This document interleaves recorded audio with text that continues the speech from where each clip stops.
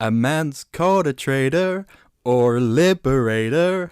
A man's rich, a thief, or philanthropist.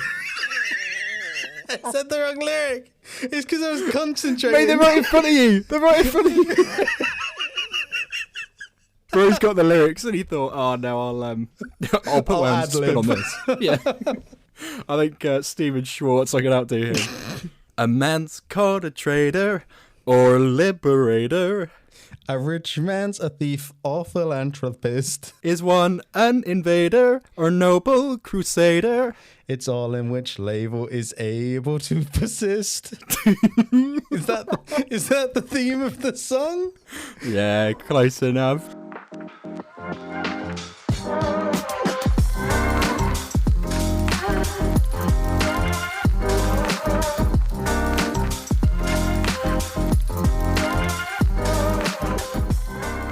Hello and welcome back to Somewhere Over the Rainbow.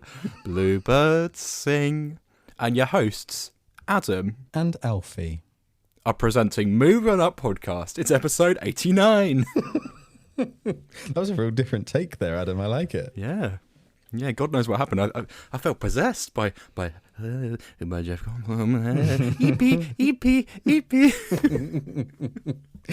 Before we get started, I'm going to say the moment he popped up on that screen, right? Me and Lenny and Jacob, we were sat there. We just started laughing because he sounded like someone was doing an impression of him. It wasn't actually him. It was so over the top. It was great. He's dialed up to 11 here. He truly is. I mean, it's like an in-joke, the fact that I've met him 3 times. And I saw it with my mum as well at one point because I've seen it twice now. I know, obsessulated. And it's taken over my life, Alfie. Please help. But no, we both saw it. And obviously mum was there when I went to see him in London. And the second he comes on, as you say, you just see his hands like moving that little toy train around. And he's like, hey. And then he winds it up, which is obviously going to make the little toy train go. And then when it moves, it's like, what? Like, what are you on speed? Like, we are, of course, talking about the film NUREMBERG, which Adam saw this week. No, I mean, that would be a very different train. Bring the tone down. Love it. Yeah. What are we talking about this week, Adam? Fill them in. This week, we are talking, first and foremost, about Wicked for Good. Wicked. The wickedly talented Adele Dazeem. Wicked for Good. Of course, the follow-up to John M. Chu's smash hit 2024 film. And we've finally got the second part. And Alf, you and I both saw it, so we're very excited to discuss that, see how we found it. We were both big fans of the first one. Does the second one live up to the hype? Who knows? Keep listening to find out. And today, I also took a trip to Southampton to watch NUREMBERG, the new film starring Russel Crowe, Rami Malek, and Woodall. Sounds good. Bit of an interesting double bill of reviews going on here today, won't lie. 2 very different films, but 2 very long films, so I guess they have that in common. That's true, yeah. I didn't know that NUREMBERG was 2.5 hours when I went in, and it really felt like it. It really did feel like it, yeah. It was a long one, but it's still a very interesting watch, and I'll get into it later on. We've also got a couple of emails. We've got one from Lewis and we've got one from Lenny, so we'll get into those. And you never know, if we've got enough time, we might even do a Wicked-themed quiz again, as we did last year. Chance to be a fine thing. Alfie, how are you, my good man? I'm fine, Adam. Very tired. A lot going on currently. It's 9 p.m. we're recording this, listeners. It's a late one. We're not usually this late. We're usually more of a 7 p.m. kind of guy or an early Saturday morning. But no, it's a Thursday. No, it's not. I wish it was Thursday. It's 9 p.m. on a Wednesday. I'm tired, and the house is very, very so close to being done. We've got furniture arriving Saturday. We were going to put some skirting boards on this evening, but they arrived broken, so that's not good. That's a little setback. You were going to put some skirts on? Yes, but unfortunately they're broken. So maybe next week, if they go on the OnlyFans for Moving Up, they can see that one. Yeah, again, we cannot plug the OnlyFans enough. Please buy us a cup of coffee and see some exclusive images of us. It's all there. Yeah. There's one where we're actually dressed up as Elphaba and Galinda, and you can obviously guess which one of us gets painted green. And you went the whole way, didn't you, Alf? All parts, even parts that were hidden by the clothes. It was real commitment. Real commitment to the bit, yeah. It was just for Jonathan Bailey, though, in the hope that he might fancy me the same way he fancies Elphaba. As long as you're mine, or whatever that song's called, yeah. How are you doing, Adam? How have you been? Busy boy? I'm good, thank you. Yeah. I'm okay. I'm okay. It's been a bit of a wild week again. A quieter one, albeit, compared to what I have been up to this month. But yeah, man, less than a month till Christmas. Are you feeling the Crimbo spirit? No, I'm not really. I'm too preoccupied with other stuff. I should have a living room by Sunday, he says, willingly, hopefully. And we're going to order a Christmas tree. So hopefully by the next time we record this podcast, I'll have a Christmas tree up and be watching Muppets Christmas Carol and listening to festive tunes. And that will surely put me in the mood. Might ruin the audio for the podcast, though. If you have all that playing at once. No. I think it'll be a nice cacophony of noise, actually. Okay. All at once. Yeah. Okay. We'll see how that goes. You're quite a Christmas boy, though, right? You must be excited.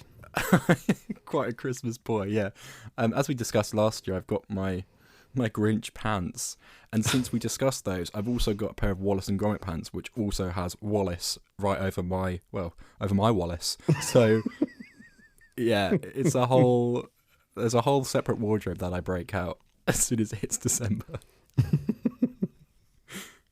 You know, I would love to see those Wallace pants, I will tell you. I feel like they're truly something. And you can if you head to our OnlyFans. It's the only jokes, right, in this entire podcast. What are we, episode 89? We've started jokes, segments, and we've lost them. The only ones that continue to crop up for the full length of this recording is the fact we've got an OnlyFans and the fact that we hate the Empire of Light Olivia Colman film. They're the two jokes that have been consistent through the whole 89 episodes. Yeah, that's our legacy, and I couldn't be happier about it. Anyway, let's stop mucking about and let's get down to business. It's time to review Wicked for good.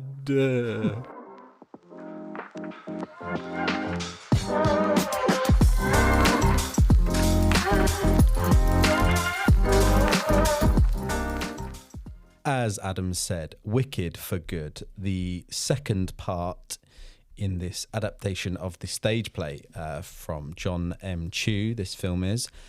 I mean, I would say, let's describe the plot, let's say what's going on with this film. I think you have to be living under a rock or living under a yellow brick road to not know about this film, what's going on, what happens in it. It's everywhere, right? It really is. The marketing has been insane. Did you get the Google Pixel adverts before? Yes, we sure did. They're crowd pleasers, aren't they? I'm glad to see them back. What else have I seen? Like green and pink aftershave, bubble bath, toothbrushes, cereal, popcorn, buses, trams in Manchester. It's crazy. Yeah, it's everything, right? Like, you cannot get away from this film. And I won't lie, I've quite enjoyed having the first one last year, the hype around it, and then it coming back up for this year. It kind of feels like it's like a proper winter cinema film. I feel like Star Wars was that for a while, where you were like the big blockbuster at the end of the year. We had a Marvel sometimes, we had a Star Wars film every now and then. But I feel like they've been kind of lacking recently. And I think Wicked has been a really good little sort of replacement. Everyone's been really pumped to go see it. I agree. I think I'd be happy to see a big budget musical each December, because it kind of fills the pantomime sort of demand. That's a really good take. Yeah, absolutely. Because in 2023, we had Wonka, lest we forget, which, by the way, I was listening to the soundtrack today just as I was feeling nostalgic and cozy and warm and Christmassy and chocolatey. And I had a good time. It was nice to revisit. And every time I hear any of those songs, I just remember when I thwacked a 2-litre bottle of Coke and it exploded all over a uni flat. Good times. That's a core university memory. It really is. Yeah, I still remember the absolute shock. Like my hands went like just grabbed my face. I froze in the moment. It was And the terrifying. way the bottle was like upside down with it squirting out the bottom, like hovering in the air, like it was a real comedy moment. yeah, it's like a hose that went out of control. It's really funny. You had to be there. You really had to be there.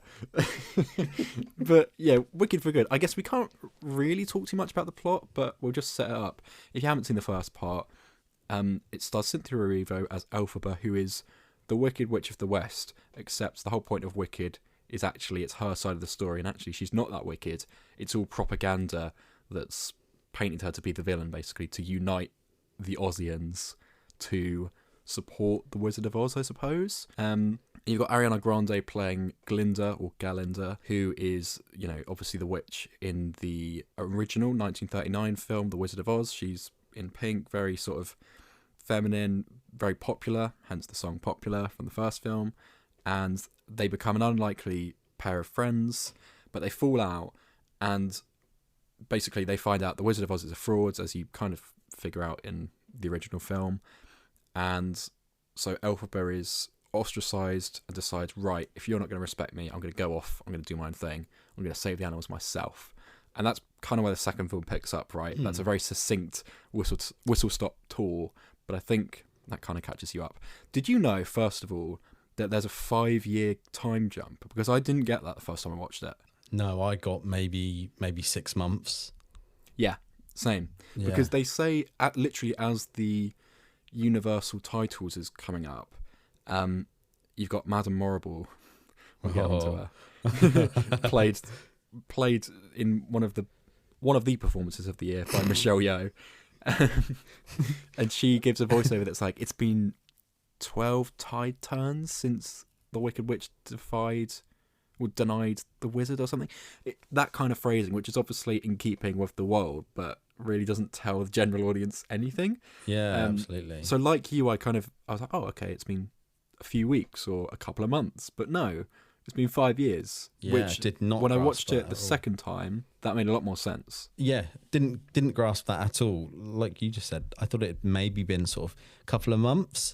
Just the way it picks up, I think it's always got difficulty, isn't it? Doing a two-parter, I don't think I can think of a two-parter film where I'm like, they hit it from the get-go, because it's such an impossible job jumping in a year later. You need to sort of catch people up on what's happened, but you can't just re-show the first film. It's a real challenge, and you said in your Letterboxd review, and we'll get onto it in a bit, a lot of the issues with this, I think, are purely from the fact that it's a stage play and it's adapting that. And I've seen lots of people saying that. But I think it starts off well. It gets you in the right sort of mind frame. I think starting off with the animal abuse angle and going for it quite hard in this second half. I think in the first half it kind of was forgotten, the animal abuse bit. But I think they really hammer it home in this second part. And I think it was a nice angle that adds a good sort of emotional core to it. I was surprised they went so hard on it. Yeah, it definitely gives Elphaba a sort of clear goal to aim for.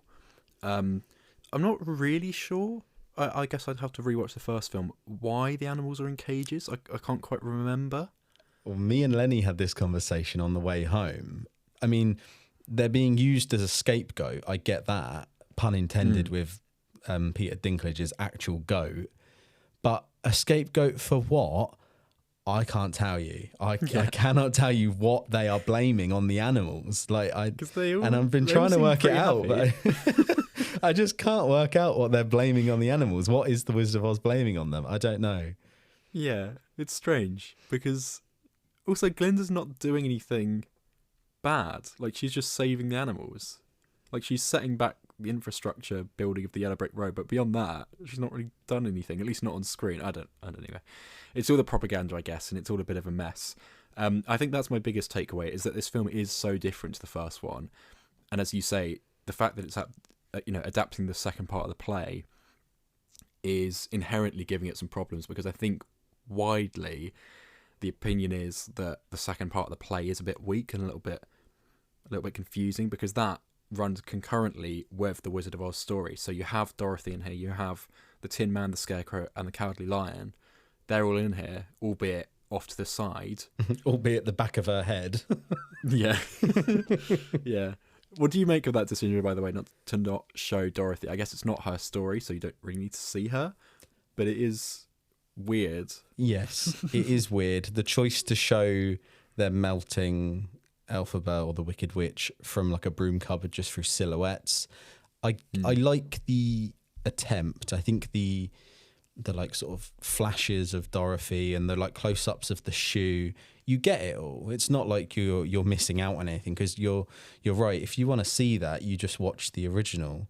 But I don't know if I'd have liked them to embrace it a little bit more and maybe go a bit harder.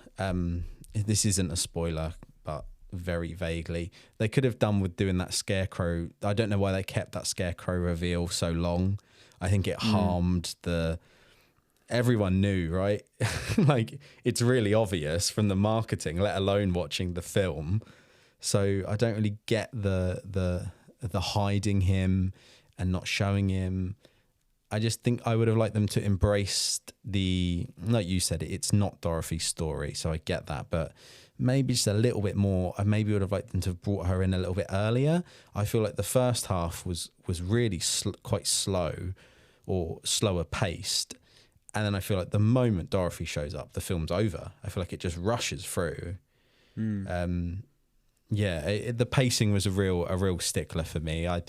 Like you said, it's the second half of a play. It's difficult to sort of get back to the momentum of like defying gravity, that whole like pinnacle of where you're going. It's always going to be a slump back down. And I guess this comes with the adapting of the source material. Yeah, I agree. To a certain extent, having seen it a second time, I mean, I know it's a bit of a cop-out because most people that go to the cinema nowadays will maybe go 3 or 4 times a year, if that. And the cinema being so expensive, you can't afford to go and see a film twice. So I guess it's a cop-out saying, oh, it's better than a rewatch. But I do think I felt more comfortable with the tone shift of it and the pacing of that second part of the film, especially because, as you say, when Dorothy rocks up, and for me, I think the film really hits its stride much better as soon as Jeff Goldblum appears. From there on, I really enjoyed it. I think before I was a bit like, everyone's split up. It's very fragmented. I'm not quite sure what the direction is here. You've got like 5 different pockets of locations and characters and motives. And again, it's confusing if you don't know it's been 5 years, because you're a bit like, why are you so cold on this person all of a sudden? You've only just met them, you know? And I also didn't realise that they actually had more time at college that's not shown in the first film, because I feel like that went quite quick. But there's sort of B-roll footage in here of them enjoying a simpler time, which I guess fitted in somewhere between the Ozdust Ball and meeting the wizard, I suppose. But they did have a pretty good time at college, it seems, which, again, I don't think was made entirely clear. But it's weird to critique the fact that things aren't made clear in these films. I don't think it's a huge problem. I should say I do really enjoy both of them. I think they work well together. I prefer the first one, but I do see a lot of the merit to the second. But it's weird that I'm critiquing it for not giving it enough time, when it must be even like massively worse in the play, because the play is shorter than one of these films. So I don't know how you take in any of the plot in the play. I'd be interested to go and watch it. Yeah, I was gonna catch it last weekend. Me and Jacob were in London. What were we there for? I actually can't remember. We went to London just on a Friday, we saw Cupcake. That's what we feel. And then we had the next day in London, and we were going to get tickets, and they were like 40 quid a ticket. They were cheap. Oh, nice. But we ran out of time. It got busy. But we've booked another night in London in January, and I'm going to make sure we go see it, because like you said, I'd be absolutely fascinated to know what they cut, because from what I'm aware, there is stuff that's cut still. So I don't know how you're fitting all this in, all these songs in, and cut material. I think there's a whole thing with like a dragon clock in the stage play that's completely out of it. I'll be really interested to see how it goes, because like you said, the stage play is shorter than the first film. The pacing of the first film is so much better. I think it starts off and it's just got that sort of classic structure where you just build to a pinnacle. And I think, like you said, the second film definitely picks up when Jeff arrives and they sing Wonderful. I think that absolutely is the moment where you're like, right, I think that's the closest in the film they get to emulating the first film is the wonderful number. And I think when Michelle Yeoh's, what's her name, Madame Horrible, when she does the wind, that's when it pulled me in. That's where I was like, okay, this is like stepping up now, and I can see where it's going. And I think even for someone who doesn't have a like emotional thing with the original Wizard of Oz film, it's not like I've watched it as a kid loads or anything. I don't have no connection to it. It still sort of gave me goosebumps every time something would connect to that film. And you'd get Dorothy, you'd get the house, you'd get the slippers, sort of, and you're like, oh, this fits in that bit. It's great to see it. It's sort of quite people pleasing when you're like, oh yeah, it's the Leonardo DiCaprio meme, isn't it? Where he's pointing at the TV and like, yeah, it's exactly that. I enjoyed watching it. Yeah.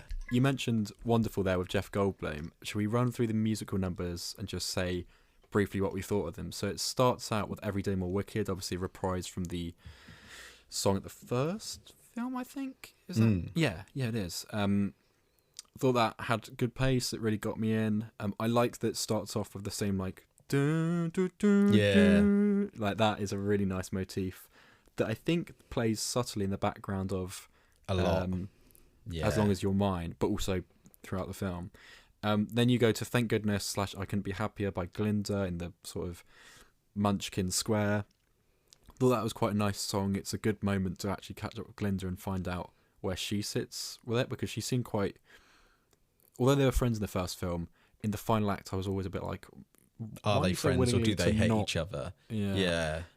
I think that this is a good song for kind of realigning, okay, this is where you sit, you're doing this, but you're not kind of happy about it. I think that was her like best one. I think a lot of her other ones that obviously you'll say in a moment, I think they're a little bit samey. I think this one stood out as being the better one. Yeah, I agree. No Place Like Home, this is one of the new ones that they added with Alphabet. I really like this song. I've seen people say it's a bit out of place and doesn't really get going, and then obviously she gets cut off with the highlight with the cowardly line going like, no, don't listen to her.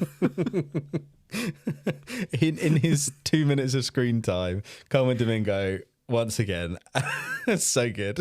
Yeah, he's got real gravitas to his voice in this. I felt like obviously he's voicing a lion, but he does both the cowardly and the sort of classic like growliness really well. Like it really kind of jump scares you when he comes into frame. I thought he was very good here. It makes an impression for sure. Then you've got The Wicked Witch of the East, which is, I mean, hardly worth even talking about. It's just Nessa Rose leaving the room basically, rolling out. Yeah.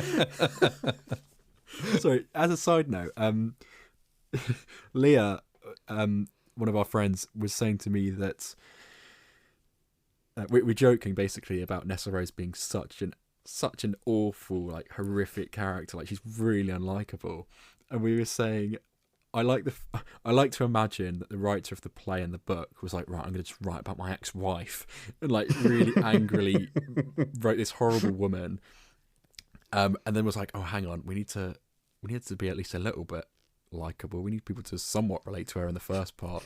What can we do? I know. Shove her in the chair. Give her a wheelchair. Like, I like how universally people are still like, nah, she's still a bitch. Like she is. I can't stand her. I think she's really horrible. And I mean, all props to the actress, because I think she plays it quite well. She plays it really unlikable. Yeah, and lovely actress as well in the press tour. She seems really wonderful. Which brings me on to the next song. Sung excellently by Jeff Goldblum. I think this is where it hits the stride. It's probably the only fun song in here, which is wild to say. But it's so colourful, it's so bright. I really adore the huge wizard's head. There's something so cool about that. I remember when the trailer for the first film came out, I would screen record each section where that speaks. There's one bit where he just goes like, bring her to me, and like the reverb on it just really, it's so guttural. I love it. I think it's so good, and I know it's a big part of the play.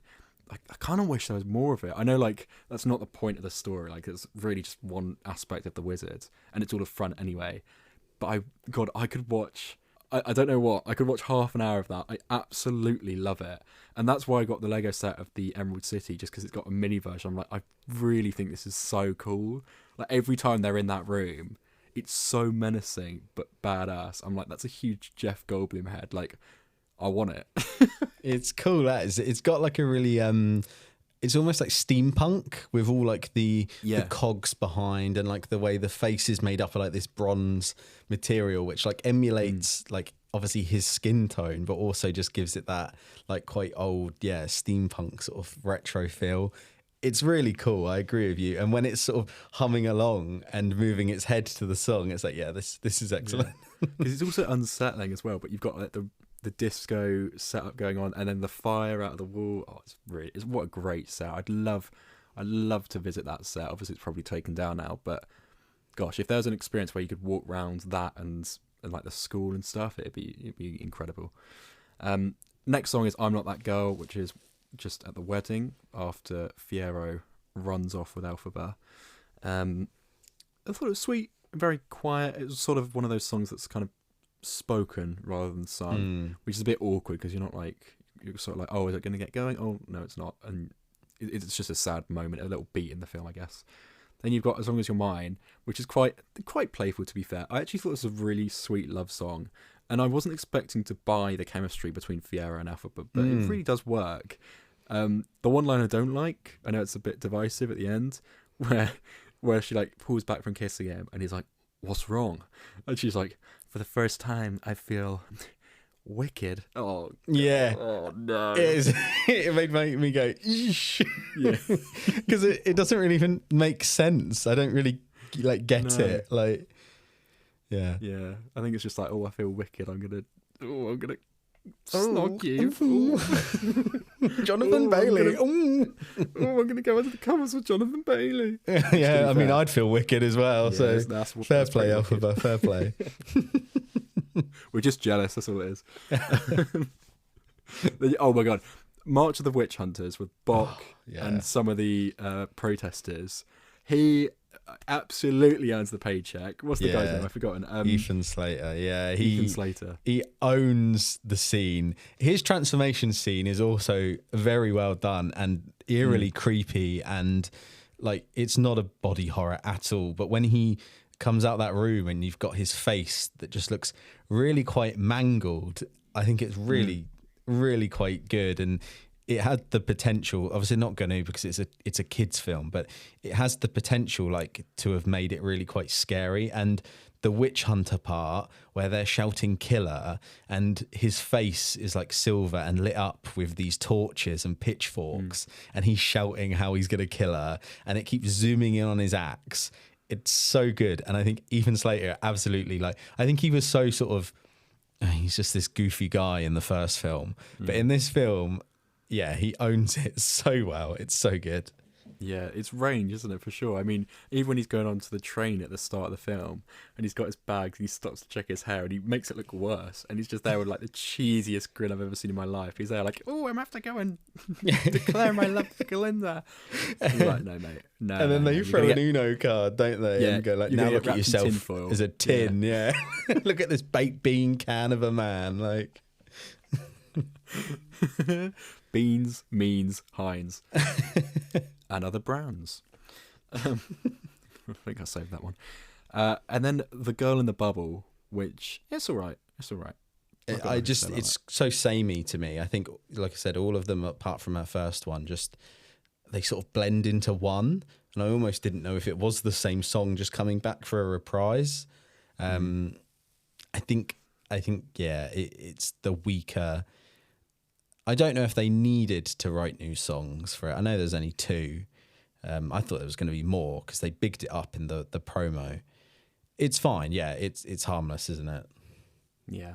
I like the way it was shot where it sort of bounced around, but actually it sort of went on a bit long, I felt. We've got No Good Deed, which is kind of the biggest song in the film, perhaps. It's got a real big setting in this Kamiko castle, which I quite liked. The fact that it's sort of half floating. It's a really interesting set piece. I liked all the monkeys flying around. There's torches being set up. It feels like it's really gearing up for an epic finale. Again, Cynthia Erivo, giving her absolute all with the vocals. I thought it was shot in quite a fun way as well, like sort of flipping around, like everything's really building up. There's a lot of momentum and kinetic energy to that scene, which I really enjoyed. The one bit is where you get jump scared by her saying Fiero. That's kind of terrifying. But of course, it has our favourite line from last week, which we referenced, the Alakanam and Yeah. When she started singing it, I was like, oh, it's this part. Because from the trailers, I don't know, I thought she was in a little hut in the woods when she sings that. I don't know if it's just edited that way or something, but I was like, oh no, this is this song. This is the big one. I think the song is excellent, and I've listened to it on Spotify and that, and I think it really works. I don't know if my screening just had a bad mix, or if it's just not sort of showcased in the film as well as it is on the soundtrack. The soundtrack, I think the song's excellent, and it flows really well, and it has these electric guitars going, and I don't think you can hear them at all in the film. It really, when I listened to it when I got home, I was like, wow, I don't think this song sounded this cool in the cinema. I don't know. On a second watch, I might go, oh, it is there. It's just toned down a bit. I think it's a really good song. I really like it. I think it pulls off the... it's this part, like you said, it's this part sort of defying gravity, isn't it? In the same way, it's the big moment for her, the realization. But this time it's the realization that, no, she is going to be evil. I liked it. I just think, on a rewatch, I'd like to go back and see if it's the same, because I think the version on the score on the soundtrack is superior to the version that's actually in the film. And then finally, for good, the kind of big main song of the second part, sort of finale song as well, between Alfie and Glinda as they're parting ways. I thought it really worked in the moment. I really did. I liked their conversation beforehand as well. It's maybe shot in quite a dull way, but then it's not really about the scenery. It doesn't distract. It's just their performances and their vocals carrying it, which I think worked for me, but I understand people have said that it's just shot in a dark dungeon. It doesn't really work. I get both points, but it worked for me personally. I think this is nice. I think it ends the film lovely. I think it sort of ties it up well. I'm presuming all of these are in the play. And I'm looking forward to going to see it. I think it ends up. I think it ties it up nicely. It's the big moment, like you said, sort of the conclusion to the film. Yeah, it was quite nice. Yeah, it sends you off on a kind of bittersweet moment, and the shot of them behind the doors just crying apparently wasn't in the script. I don't know if I believe that, but I thought it worked very well. I was very moved by it all, and the final act, obviously, the film goes on for a little bit more and ties up some loose ends, and you see where some characters end up, which we won't spoil, but it all worked well for me. It was just really sad, but also it was kind of slightly uplifting. I get it's meant to be a sort of hopeful ending, but also I was so gutted about the way it ended as well. It was really a sweet and salty mix. Bittersweet is the perfect word for it, I think. It's truly like that, isn't it? It's kind of like heartbreaking. It's sad. Did I cry? I didn't cry. I got slightly like all the time. Like, oh, this is just, That's like the most condescending. Oh. It's just sad. It's just like a bit gutting. It's really depressing. And obviously, it is depressing. And like you said, it ends on that sort of bittersweet note. We obviously could ramble about this film for ages, but I think there's one thing we need to bring up and I need to talk about. It's Michelle Yeoh. Oh yeah. What's your opinion, Adam, of Michelle Yeoh in this film? She cannot sing, bless her. I've never seen her be this bad. It's really strange. It feels totally miscast. She looks great. Her outfits are stunning, and her hair is cool. But there's no substance to that character. She seems evil for no real... I don't get what she's gaining out of this. She doesn't seem to be happy at any point. Like, she doesn't seem to be... Other than her outfit, she doesn't seem to be living a lavish lifestyle. So I'm not sure what she's gaining out of this. I don't know if she's romantically involved with the wizard or what. I'm not quite sure what their connection is. It's just really strange, her whole character. I'm not sure where she stands or what her end goal is. But, yeah. I remember saying when the first film came out that I felt Michelle Yeoh wasn't great in it, but I don't think she was bad. This film, however, I genuinely think it's inexcusable. I think it's so bad. I think her singing, which apparently she told John M. Chu, she told the makers of the film, I cannot sing, and they've still casted her. So I feel like she's not to blame for the singing element. They should have gone out their way to try and dub her. I don't know what you do, but the singing was bad, but I wouldn't blame her. However, I think the line readings, every single one of them took me out of the movie. I think she was so bad. I don't know what it was, because what have I seen her in? She's everything everywhere all at once, isn't she? What else is she in? Like, she's good. She's a good actress, and I don't know why. She got an Oscar, for God's sake. Yeah, I don't know why. She was so bad. Every line reading she did, I was just like, this must be the first take. There's no way she is just, We've heard the two runners-up on the casting for this role were Hannah Waddingham, which I think that would have been phenomenal. Yeah, and Imelda Staunton. I don't think that would have been as good. I think that still could have probably been quite well. You think of her as Umbridge in Harry Potter. That's probably why they wouldn't cast her, because it's maybe too similar. But Hannah Waddingham would have been, oh my God, amazing. And I wish they'd gone with that, because I really think if anything ruins this film for me, it's Michelle Yeoh in it. I think it's so bad. I think it's unfair when people are like, take the Oscar away, because Everything Everywhere yeah, at that's Once, bad. She's a good actress. I think that film's great, and she is fantastic in that movie. And I think, personally, I think she deserved it. But in here, I don't know what went wrong. It's really bizarre. All that being said, while some people haven't enjoyed this quite so much, in fact, some people have said they didn't like it at all, I'm kind of glad that you and I got something out of it. I think I still prefer the first one. I'm sure you're the same, but there was a lot here to enjoy. And I think if I watched the first one, I'd happily put on the second part and see the conclusion of the story, because it's shot in a really nice way. Everything looks very lavish. The musical performances, for the most part, are very good, and it's just a really magical time. And the story feels grand. It's told on a big scale, and it works. It clicks for me.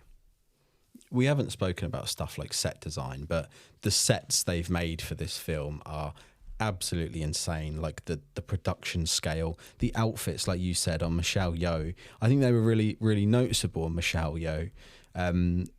All of the outfits, the sets, everything about this screams like huge blockbuster. And exactly what you said, I think it works really well as a double bill. I think potentially if you watch over Christmas, if you watched Wicked Part 1 on one day and you watched Wicked Part 2 the next day, they would flow so well. And I think they probably work better as a huge 5-hour film compared to, having a year break, which is what I had. I think that maybe that even some people, that might be affecting their viewing of the film. If they saw the previous film a year ago, I think it probably works better if you've seen it more recently. But yeah, absolutely. It's a good film, man. It's nice to have a big blockbuster out of the cinema that everyone's raving about and everyone's enjoying.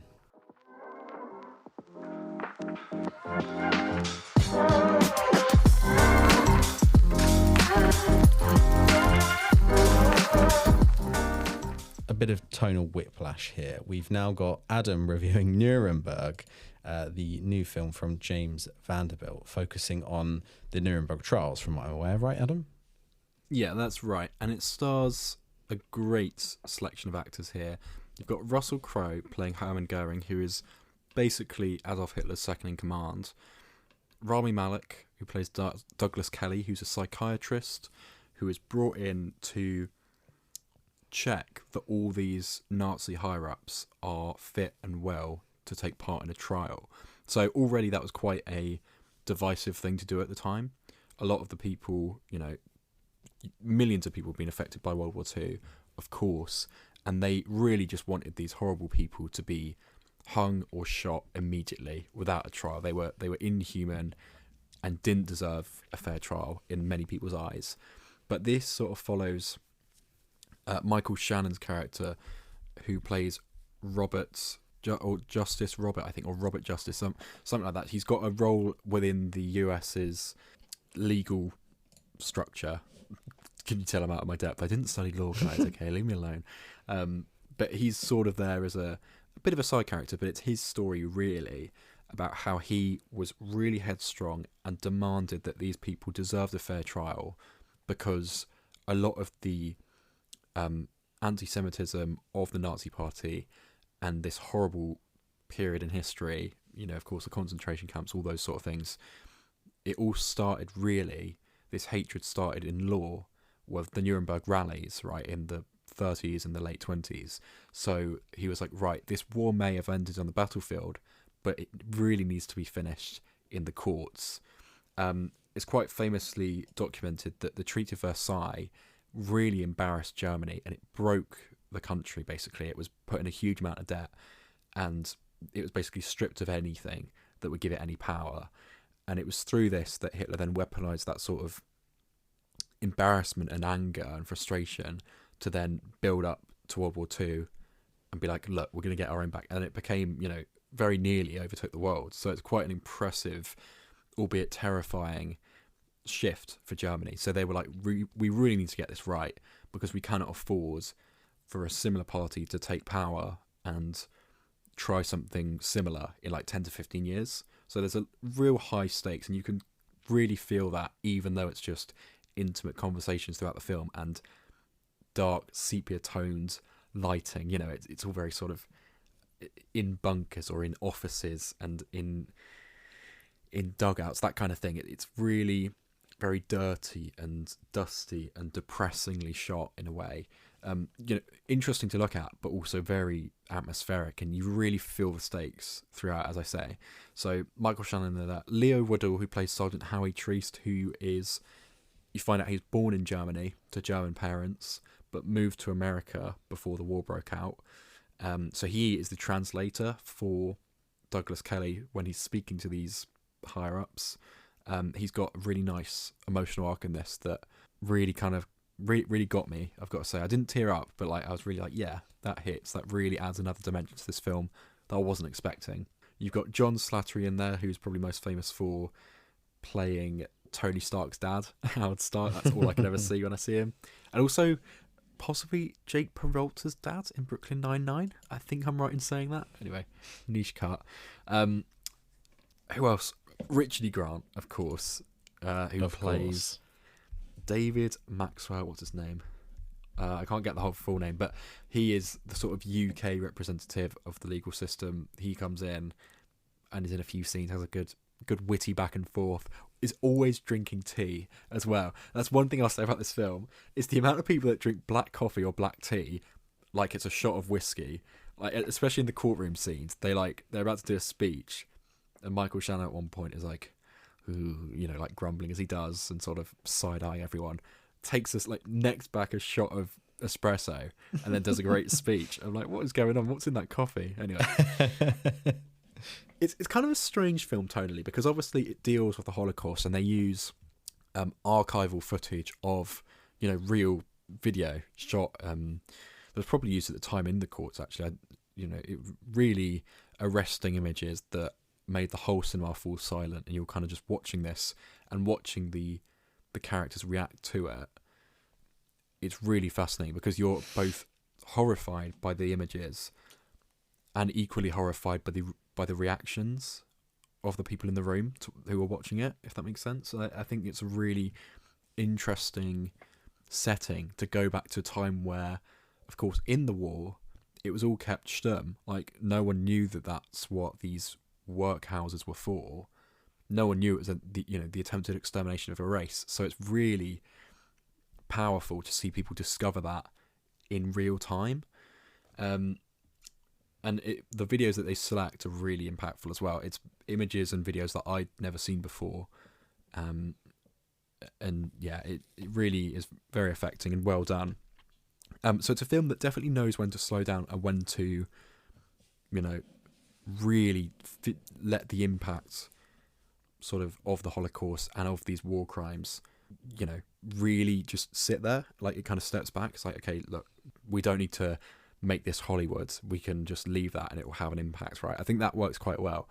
It's also a film, though, that is shot in, even though it's 2.5 hours, it's shot quite quickly in a very fast-paced, almost quippy way, which is a really strange shift for me, and I'm not quite sure if it worked. I think it was much needed, because otherwise watching a 2.5 hour film that, as I said, is very sepia toned, very drowsy, very serious, it could easily be very dull and very dry. But actually, because you've got Rami Malek with his eyes, who's such an interesting character, and you've got all these great actors who are really putting their all into it and know that it's a really serious topic.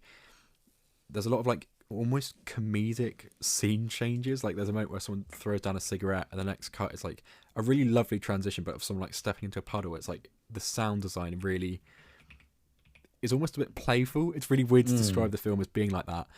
But you know, in Oppenheimer, where there's really high stakes in these small discussions, but it's like everyone's kind of taking the piss out of each other, or like being such huge bombastic characters in small rooms.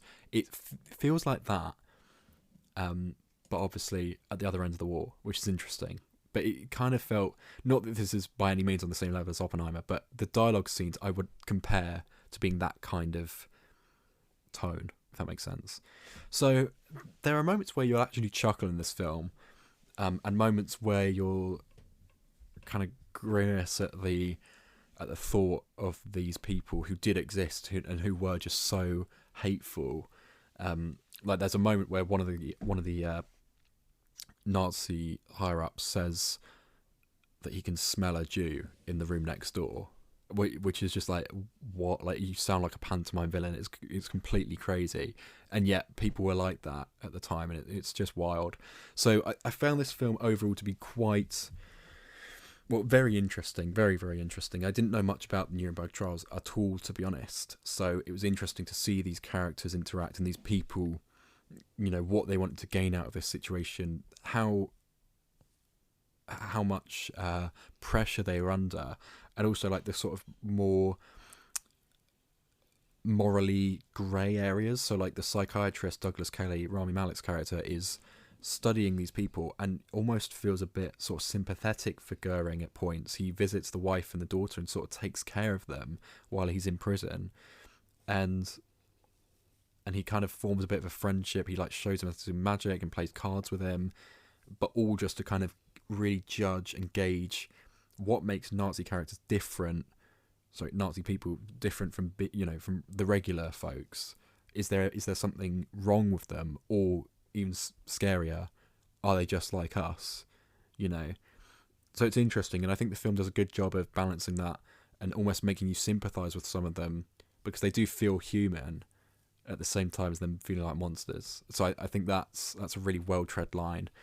And as I say, the psychiatrist character, he's trying to write a book to profit off it and speak about all this sort of morally grey stuff, and it's very interesting. So if you don't know much about the Nuremberg trials, definitely give it a watch. At 2.5 hours, it is quite a tall order. You definitely feel the length. Probably could have been shorter, but I think it really is carried well by the good cast that is all, you know, putting their all into it. So I enjoyed it. I don't know how memorable it will be, but I'm very glad I saw it. It seems like the perfect film, or for one, I think this is up my street, and I will definitely be watching it. I love a World War II film. I'm a big history guy, and really like that period of time. So this will be definitely on the watch for me. It seems like a perfect film, ironically, it being on Sky, that you can watch at home. It feels like one that you wanna grab a little break and go get a cup of tea halfway through, just like the characters are drinking, and it will split it up a little bit. It feels like it might make it a bit more manageable, especially with obviously the subject matter as well. But something that really interests me is, like you said, about the way it's shot, with the sort of like the quippiness of it, or the like. Yeah, I'm really intrigued to see how that works, because I wonder if that's on purpose to just try and break the levity of it a bit, almost, since it's such a hardcore sort of subject matter, whether they're doing that to try just ease it a little bit. I think definitely, and it does work. I enjoyed it. Like, it's weird to say that you enjoyed a film like this, but it is shot in a way that's scripted in a way that is playful in a weird way. Specifically, like John Slattery's character, Russel Crowe, like, because he's doing this German accent and is just almost hamming it up. You're like, God, you're such a villain. And John Slattery, again, he's this army general who's taking no shit from anyone. And obviously a lot of the characters like trying to pop cyanide pills at every chance they get, just so that they don't go to trial and don't get hung. They're like, if I'm going to go out, I'll go out on my own terms. So the stakes are really high and it is really serious, but at the same time you've got people giving really stone cold pep talks to one another, and then the other person walking off and be like, well, that was helpful. Like that kind of just like everyone's being a bit snarky and a little bit agitated, and everyone's irritable and unsure about what the outcome's going to be. And it does it for laughs to a certain extent, but as I say, it definitely knows when to step back and be like, this is a serious film with a very serious message at its core, and I think that works. Feels very timely as well, I'll add.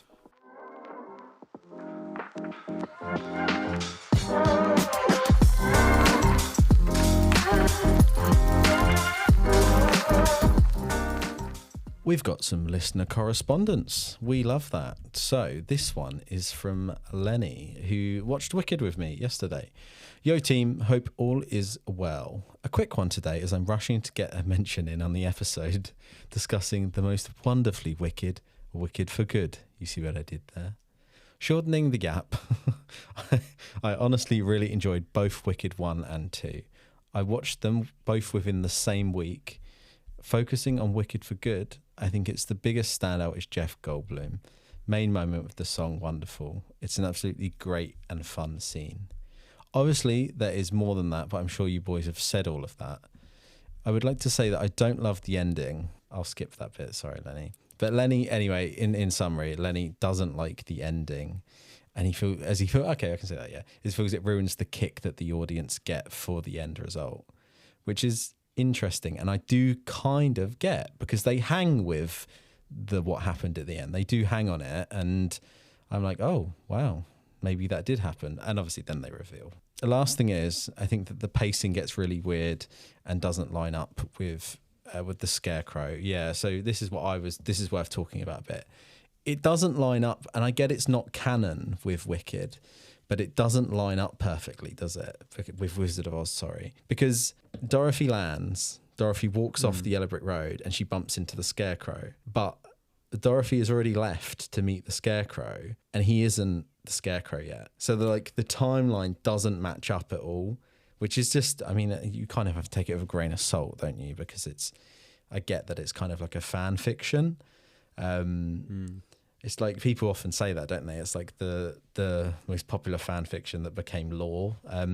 So it's interesting, but yeah, I do agree there. It doesn't match up quite right. Yeah, he said it could have done with some bigger gaps between the scenes. I think that's what I said, where it's sort of quite sped up towards the end. Anyway, enough from me. I'll be glad to hear your thoughts. Lots of love, Lendog. Cheers, Lenny. Thank you. I think he enjoyed it overall. I forced him to come almost. I was like, do you want to come see Wicked? And he was like, yeah, but I haven't seen the first one. So then I had to let him watch the first one. And then he was up for seeing it. But I'm glad that he enjoyed it. Yeah, that's good. Yeah, the ending, I'll tiptoe around spoilers. I quite liked the ending, personally, because in a way I think it's sadder the way it concludes than what you think might have happened, if that makes sense. Yeah. If you've seen it, you'll know what I'm on about. But I think it is more affecting the way that they had to leave it. I mean, arguably, it was the saddest ending because they moved to Saudi Arabia, didn't they? And that is ultimately the worst thing a human can do. So we've also got an email from Lewis Eyre, who has said, "Hi, Heartthrobs, loving the show, even though I haven't listened to it yet." You didn't need to earn up to that, mate. But I'm gonna read your email anyway. I have seen a lot of critics review the new Wicked film with the headline "Wicked for Bad." To me, the film shot themselves in the foot by calling it that, considering this stream of reviews. My question for you is, do you think it was the right title? And if not, what would you call a Wicked sequel? And no, you're not allowed to say Wicked Part 2. Commiserations, your friendly neighbourhood Lewis. That's worth mentioning as well, I think, isn't it? All of these reviews, I mean, the Empire one I saw day one was Wicked for good, ... but not for great. I think that was their review title. It was like, nice, very on point. I mean, it's funny because Lewis as well, we mentioned him last episode, didn't we, when we spoke about Predator Badlands, who just said Predator Bad. Predator Bad. That's even worse, isn't it? You don't want to have bad in your title at any point. So, yeah, I mean, it was... Even just by calling it Wicked, you already had the joke of saying, oh, wickedly bad or something, you know? You always had a bit of a gap there to poke a bit of fun at it. I think Wicked for Good's quite a good title, but it does irritate me that the title card in the first film has Wicked Part 1, I think. Yes. Yes, it does, yes. And then this one said Wicked for Good, not Wicked Part 2. Yeah, I don't know how I feel about that. I do like that they went for something more imaginative than Wicked Part 2, but also it kind of would have worked just calling it Wicked Part 2 because it is Part 2. Like, you know, what do we expect from them? So it is a tricky call. As in terms of what I would have called it instead, Too Wicked, Too Good, Wickedly Talented Adele Dazeem, Wicked to Judgment Day.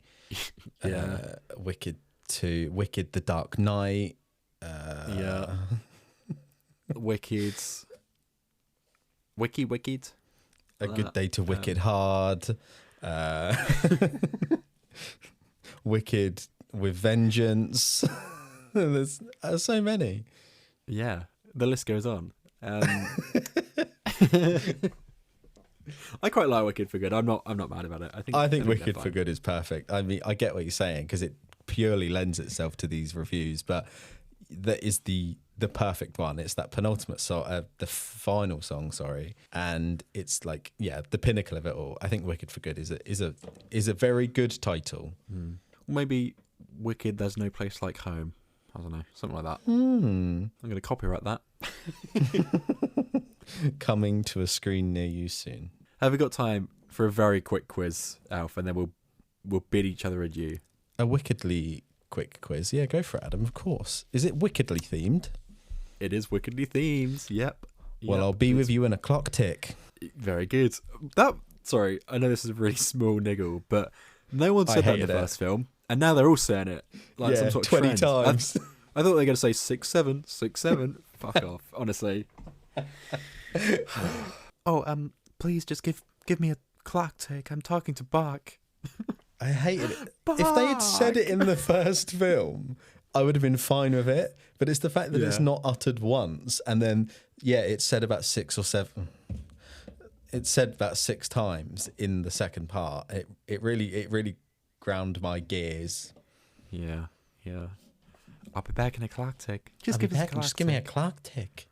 Yeah. I bet people are going to start saying that as well. I'm going to grit my teeth whenever they do. Anyway, happy film, happy thoughts. Time for a Wicked for Good quiz. This is courtesy of the Beano. Remember them? The Beano? What? Denis the Menace? Yeah, Denis the Menace wrote this one, yeah. This is a quiz all about Wicked for Good. It says, how much do you know about this brand new film about Alphabet and Glinda? Take our Wicked for Good quiz and find out. Okay, well, don't need to tell me twice. Do I need to do it at the same time as you? I should really. No. I'll answer the answers for you, don't worry. Okay, question 1. Which part of the Wicked film series is this? By the way, you'll see that this is quite easy. Part 2 of 2, part 2 of 5, part 1 of 2, or it's not part of the Wicked film series. We're in for a treat here with the Beano. I just know. Part 2 of 2. Yeah, absolutely right. What is Elphaba's surname? Thrip, Throp, Thwack, or Thwaite? It's Throp.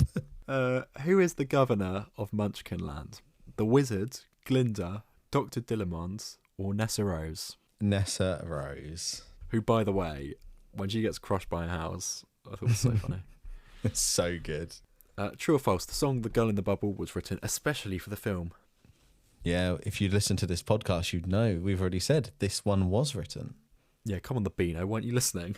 Yeah, come on, Dennis. Who becomes the Tin Man? Bok Woodsman, Fiero Tigelaar, the Wizard, or someone called Fanny with a P in front of it? I'm sorry. Who's Fanny? Wouldn't you like to know? I believe it's Bob. Oh, is Fanny is that the guy that plays? It's the SNL bloke, isn't it? He's very good in that film, actually. He just disappears though, doesn't he? He does, yeah. I'd like to think that he was in the cellar with Dorothy at the end and was like, let's kill this bitch. That's my fanfic. I'll call it, I don't know, Wicked's The Real Truth.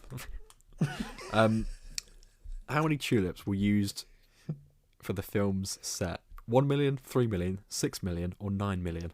God, that really went from easy to guess this random number. The second one up, was it 3 million? Oh, I don't know if it tells me. Okay, we'll find out at the end. See, we hope. didn't even need to check the other ones. We were like, yeah, that's right. I don't even know. We could have got them all wrong. Question 7. Alphabet thwack. Yeah, I don't remember that. When did does. the film... Thwacking against those trees, I'll tell you that for free. She really felt wicked doing that. When did it premiere? 1st of November, 2nd of November, 3rd of November, or 4th of November? This is bloody difficult. I know. Yeah. Well, we weren't given an invite, so we wouldn't know. Yeah, Universal. 4th of November. In fact, all of those dates feel really early. Yeah, I would say the latest of those dates. I feel like it was literally the other day. Should we work out what day of the week? No, we haven't got time. 4th of November, let's go with that. Who plays Madame Morrible? Kristin Chenoweth, Michelle Yeoh, Miriam Margolyes, or Madame Morrible isn't in the film? I wish. Michelle Yeoh. 9 out of 10. What does Glinda call Dorothy's dog by accident? Dodo, Dum Dum, Dip Dip, or she doesn't call him anything? What is with the fourth option always being like, I don't care. Like, Yeah, don't care, didn't see the film. Like, why are you taking this goddamn quiz then? I think is it Dodo, isn't it? yes. I wasn't sure if that was a copyright thing, to be honest. Yeah, me too. I thought it was just, maybe it's Ariana's accent. I don't know. And then finally, who plays the Cowardly Lion? Michael B. Jordan, Billy Porter, Idris Elba, or Coleman Domingo? I think that was Coleman Domingo, right? Yeah.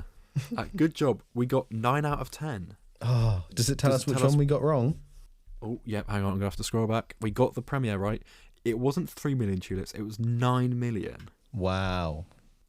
That's quite incredible. That's wicked. See you next week. No. If you would like to get in touch with us here at Movie On Up, you can. Just like Lenny, just like Josh, just like Lewis. Please give us an email in. We really do appreciate it. It's nice to have a bit of something to talk about, a bit of interaction. It makes us remember that we're doing it for people to listen to. As I said, please email in. It's hello@movieonup.com. And if you'd like to get in touch with the show on our socials, you can go to Instagram and TikTok, type in on the search bar @MovingUp, and you'll find our accounts very easily. Before we go, Alf, I've just realised we barely even spoke about Heartthrob of the Moment, Jonathan Bailey. What on earth are we playing at? We've spoken together for an hour and 10 minutes, and we barely even mentioned him. Yeah, truly. Well, he's been given the title of... isn't he the biggest box office draw of the year? He's earned the most amount of money with, I guess, him being in Jurassic World and this. Like, on a side note, I know we piss about a lot here, but like, that's really cool for a openly gay man in Hollywood to like be voted like most sexiest man alive and then get biggest box office draw. And he really is being loved by absolutely everyone. It's really quite cool to see someone like that up there. It's something like, I can imagine if you're a young kid, like, back being, I don't know, 13, 14, watching Wicked, and you see a gay man in like a role like that. I think it's really quite special. It's quite, it would mean a lot to me when I was younger, for sure. Yeah, definitely. I would like to heed him a warning though, because let's just think, Pedro Pascal, cut back 2 years ago. Give Jonathan Bailey 2 years, and everyone will be like, "Oh, I'm bored of him now. Bored of him. Bored. Someone else.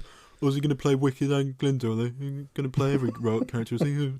I'd He's watch everywhere. that. Is he going to voice the dinosaurs in Jurassic World 8 or 10 or whatever we're on? Yeah. What's his next role? He must be upcoming in a big film, right? Oh, Jonathan Bailey's going to be Doctor Doom, is he? And Jonathan Bailey's going to be Iron Man when they bring him back, is he? Better than bloody Robert Downey Jr. You're going to play Black Widow, is he? Oh, Jonathan Bailey going to be James Bond. Bond news. James Bond. Oh my God, Jonathan Bailey would be a great Bond, wouldn't he? No, there'd be too much outrage because he's a gay actor. The gammons would be fuming, mate. They can't put a gay man. He can't kiss a lady. James Bond's not going to neck on with a bloke. Can't have a bloke coming out of the sea in a sexy way and a bikini, can you? I wouldn't watch it. They literally did that in Casino Royale. They literally do the Uno reverse card and make Daniel Craig do it instead of a woman. Yeah, and I didn't like it. I couldn't touch myself to that.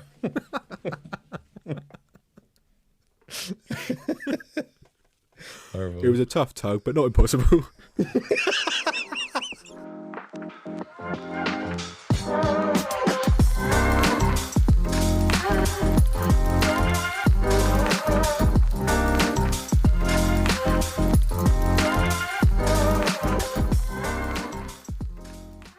That's going to sound so wank. That's